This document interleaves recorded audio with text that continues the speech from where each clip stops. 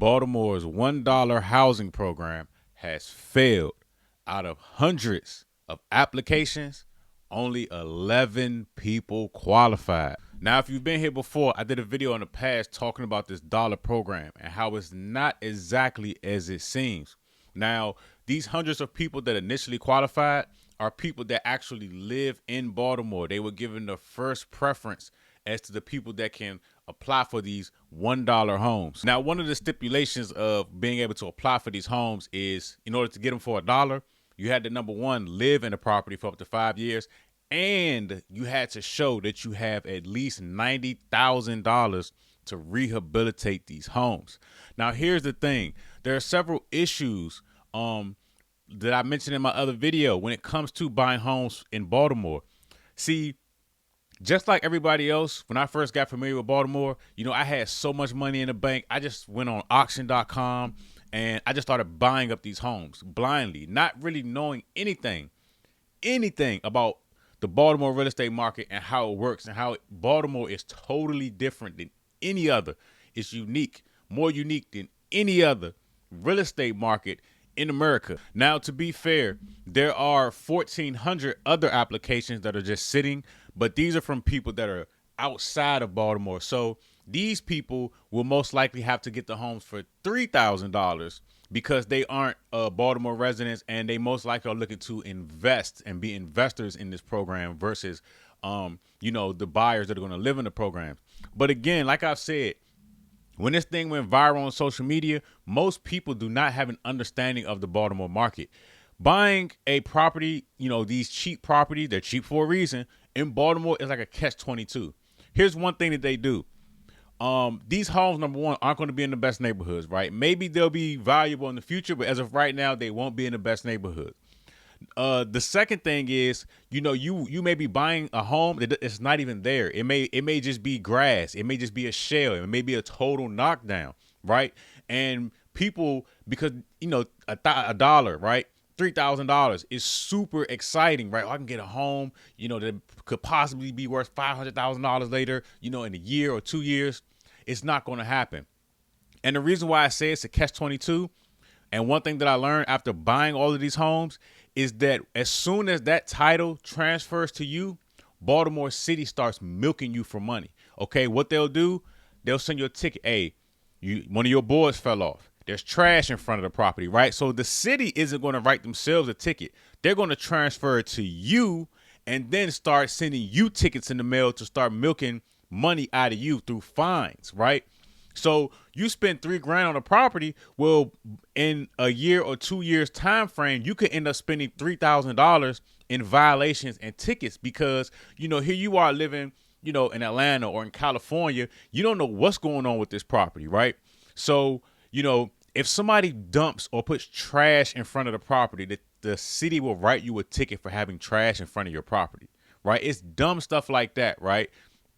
And then some of these properties, like I mentioned in my other video, you can't do anything with. If you have a property that you bought and you have board ups on either side, it's even worse if you have board ups on both sides. You cannot do anything really with that property. You can't rent it out. You can't get Section 8. You can't sell it. No bank will fund it because they look at, most banks won't fund it because they look at those board ups as safety hazards because you can have rats or, any other issue. So that's the reason why I say it's like a catch-22. It's really not meant for the average person to invest in, right? Unless you're able to buy the entire section of homes, right? Like you're able to get, if there's a section of 5 homes, you're able to buy all 5, that may be a good investment, right? But outside of that, the average person, you're just buying single homes. It's not going to work for you unless you have a lot of cash to get through the BS that the city's going to put you through, right? The other thing is, the value of homes, the way they're valued in Baltimore is not by zip code. That's not how Baltimore works. It's by block. I've mentioned in the past, you could have a home right here that's selling for $500,000, and you can literally walk 10 feet that way, and those homes are selling for $20,000, because it's by block. So most people don't understand this about the Baltimore market, and everybody was excited. And as you can see, only 11 people qualify out of hundreds. And part of that is because incomplete applications, or people don't have the money secured to be able to renovate these properties. Not saying that the other 1,400, the people that are out of the country, people that are out of the state won't, but because it sounds so cheap, people automatically equate the quick come up, the big come up, with these things. And here's the other thing, right? If you're in Baltimore and you're trying to rehab a property, if you don't know your rehab team, you're just looking for local contractors, they are going to finesse you. One of the biggest things going on in Baltimore amongst contractors is finessing people that aren't from Baltimore that don't know. You will hire a contractor, pay them some money. They either won't do the work or they'll half-ass, because what they'll try to do is they'll try and get 5, 6, 10 projects going on at the same time. And since they know you won't be there, they're going to milk you for the money and pretty much try and be in 2 places at one time to make more money. This is a big thing in Baltimore. It is very hard to trust contractors in Baltimore. They are out there finessing, okay? I'm helping a guy right now that's been getting finessed by a contractor, right? I see this is a dime a dozen in Baltimore, okay? They know it's cheap, and they know that people that aren't educated on Baltimore are going to try and come out there, flip homes, get rentals, and since you're not educated, they're going to take advantage of you, and they're going to finesse you. Everybody goes through it for the most part if you're not from the area, or if you're not someone that can afford to bring their own team from somewhere else to Baltimore, right?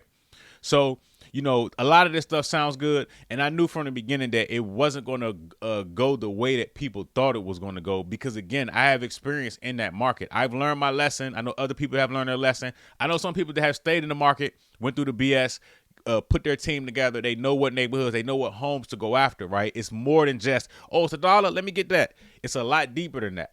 But anyway, I'm interested in hearing what you all think. Anybody in Baltimore, feel free to drop down and confirm what I've been saying about how it is in Baltimore's real estate market. Thanks for watching.